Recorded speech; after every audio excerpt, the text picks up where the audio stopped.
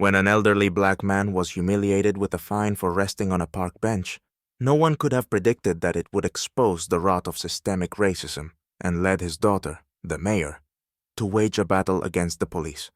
What happened next shook the entire town. But let's start at the beginning. It was a sweltering, quiet day in the small town of Johnsonville. James Wright, a 70-year-old black man, was strolling along the street. Dressed in his usual slightly faded brown suit and his cherished fedora, he paused at his favorite bench near the town hall, a spot he always enjoyed for its comforting familiarity. As James took a sip of his coffee, the wail of a police siren shattered the calm. A patrol car pulled up to the curb, and out stepped Officer Greg Mallory, a white officer notorious for his excessive strictness. His sharp eyes immediately fixed on James. "Sir," Mallory began in a cold tone, "it appears you're loitering here without purpose. You're not allowed to just sit here."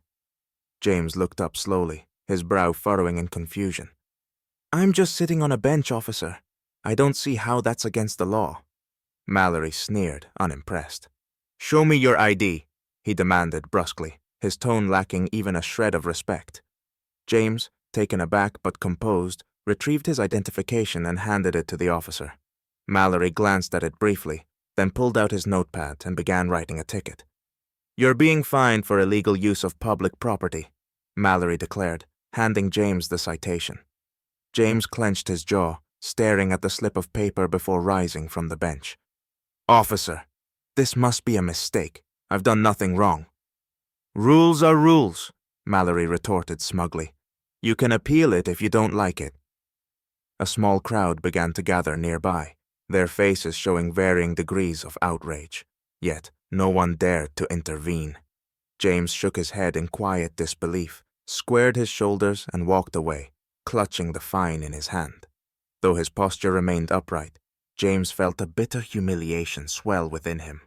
What seemed like a minor incident was just another chapter in the long book of injustice he'd been forced to endure throughout his life. The following morning, the Johnsonville Town Hall buzzed with its usual activity. Mayor Catherine Wright, an energetic woman in her early 40s with a sharp suit and sharper mind, was reviewing documents for an upcoming meeting. Her focus was interrupted by her secretary, who burst into the room, visibly distressed. "Mayor Wright, you need to see this," the secretary said, handing over a citation. Catherine scanned the ticket quickly. Her expression darkened. "Who issued this?" she demanded. "Officer Greg Mallory, ma'am. The fine was issued to your father for illegal use of public property," the secretary replied, her voice shaking slightly. Catherine froze, clutching the slip of paper. Her father, the man who had inspired her to pursue a career in public service, had been publicly humiliated in her own town. A mix of anger and guilt surged through her. "Call Officer Mallory to my office, immediately." Half an hour later, Greg Mallory stood nervously before the mayor. He fidgeted, shifting his weight from foot to foot, trying to maintain a facade of confidence. "Madam Mayor, this is all a misunderstanding. I didn't realize it was your father." Catherine's piercing gaze didn't waver. "That's the problem, officer. You didn't realize. You didn't care to ask. Instead, you humiliated an elderly man, my father, for simply sitting on a bench. Do you see any justice in that?" Mallory stammered. "I was following protocol." She cut him off sharply. "No, you were abusing your authority. This was an act of bias, not procedure, and it is unacceptable in my town." Meanwhile, the story of the fine was spreading rapidly across Johnsonville. Witnesses began sharing their accounts on social media, sparking a wave of outrage. By afternoon, a crowd had gathered outside the town hall, holding signs and demanding justice. What began as a seemingly small injustice was now a full-blown reckoning for the town's police force. For Catherine, the fight wasn't just personal. It was a test of her leadership. Her father had always taught her to stand up for what was right, and now she had to live up to those values. The next morning, the square in front of the town hall was packed with protesters. They held signs reading, "Justice for James Wright," and "No racism in Johnsonville."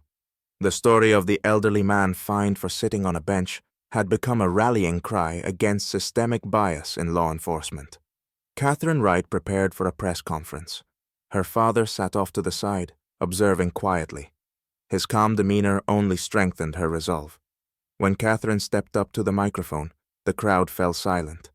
"Citizens of Johnsonville," she began, her voice steady. "What happened to my father is not just a personal tragedy. It's a symptom of a deeper issue. No one in this town, no matter their age, race, or status, should have to fear injustice from those in power." The crowd erupted into applause, but Catherine raised her hand to quiet them. "I promise you, this incident will not go unanswered.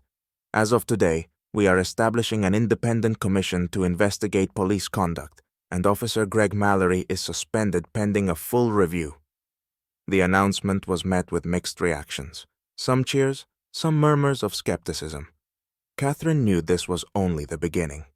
As news of the incident spread nationwide, a video of the confrontation, recorded by a bystander, went viral. It drew attention from national media, increasing the pressure on the Johnsonville administration. Later that day, Catherine summoned Mallory to her office once more. This time, he appeared defeated.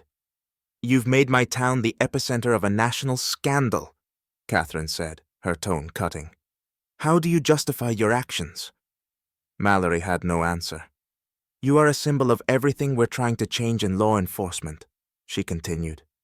"Your prejudices and abuses of power are unacceptable, not just for you, but for the entire system." Mallory left in silence, knowing his career was in jeopardy. Catherine later issued a public statement. "We acknowledge our mistakes. We are committed to change. Johnsonville will stand as a beacon of justice, not bias." The statement went viral, earning praise nationwide. People saw her as a leader willing to confront systemic flaws head-on. Weeks after the incident, Johnsonville began to transform. Protests subsided, but the community spirit remained strong. Residents united in their demand for reform, turning the town into a symbol of the fight against systemic bias. In a packed town hall meeting, Catherine stood on stage alongside her father. The room was filled with anticipation.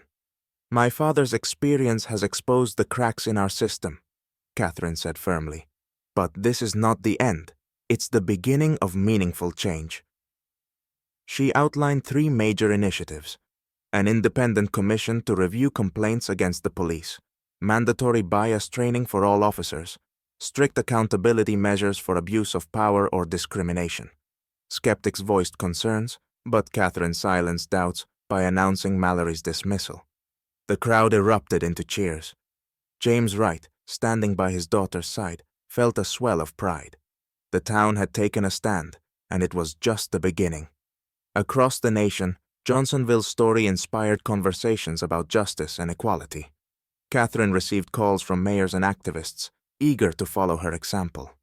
For James, the most poignant moment came when he returned to the bench. A young officer approached him, smiled, and said, "Mr. Wright, thank you for changing our town."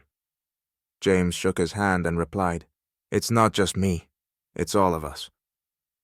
Watching from her office, Catherine knew they still had a long way to go. But for the first time, hope felt real.